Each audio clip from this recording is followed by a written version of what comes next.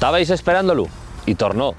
Generación Millennial, la sección de Play Presta de la vuesa generación.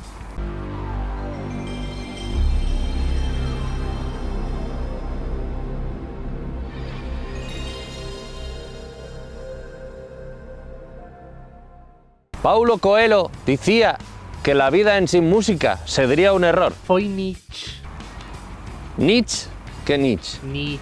Nietzsche, Nietzsche, Nietzsche, Nietzsche, Paulo Coelho, Nietzsche, ¿cómo dices? Nietzsche, el filósofo. Mira, Marcos, ya te inventes suficientes palabras con el asturiano como para entamar con eso. Paulo Coelho tenía razón, la vida ya puxarra. A veces la vida ya puxarra con música o sin música. Ya especialmente mala cuando ya es tinaja. Yeah, teenager. Que no te inventes palabras. El caso es que la música ya era pero importante para los millennials a finales de los 90, no como en el resto de la historia, que la música no tiene ningún tipo de importancia. En las discotecas asturianas de los 90 petaba lo más grande gala. No, Marcos, ese no, ese ¿cómo iba a petarlo en los 90? Si tan nuestros corazones, pero... El caso es que grupos como Gala o Eiffel 65 petaban lo más grande en las discotecas millennials. Sonaban todos esos temas que hacían que te animases, te venieses arriba y fueras a falar con aquella moza de clase hasta que te decía que no, porque cuando te dicen que no, ya no hay que ser pesado, no hay que ponerse...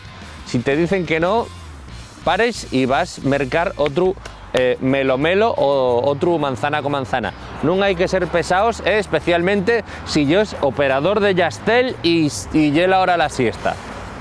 Por favor, no ser pesados.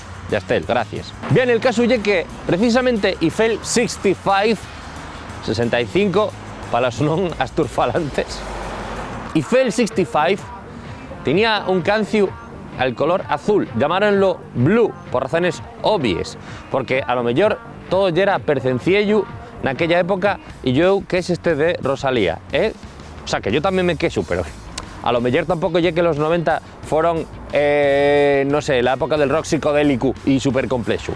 Y también teníamos a Lou Bega con su Mambo No. 5, que ya era un misterio porque de sonos en sí los 4 primeros. Yo hacíame la misma entruga, pero como en Avilés hay un instituto número 5 y tampoco sabía dónde estaban los otros 4, pues al final hacíame menos preguntas de la cuenta. ¿Por qué? Porque ya era joven y ayocao, no como ahora, que soy una persona persensata, nunca no hay más que verme. Y yo llegaría para traer orden Britney Spears, que ya era la musa del principio de los 2000. Teníamos que buscar un nombre para esta década. Igual ya hay un poco tarde, pero va, no estaba mal. El caso es que llegó Britney Spears a poner orden e progreso na música, con canciones como Oops, I Did It Again y todos esos canciones que falaban de desamor y de mal rollo, pero en sitios pero guapos, como que todo, como si Willy Wonka tuviera depresión, una cosa así. Y Free Britney, por cierto, pero no fuera la única musa, fue la primera, pero no la única. Llegó Cristina Aguilera con alguna canción de ella que vosotros sabréis. No me mirarás así, que yo tampoco sé ninguna. Y también Jennifer López, también conocida como J-Lo, que ahora casóse con Ben Affleck, entonces creo que quiere llamarse J. Affleck Lo. Affleck Lo como el de les gafes. Y aquí quiero poner énfasis en un artista que fue hiper importante para la música los 2000 en tan un sé por qué.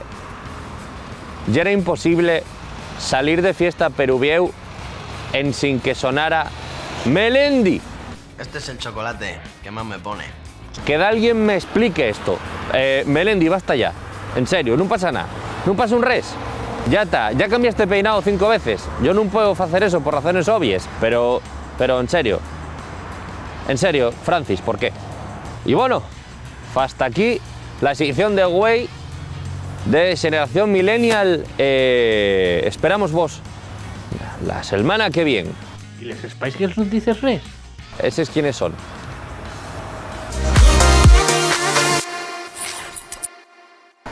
Un día apréndome los guiones y todo el mundo será un sitio mejor.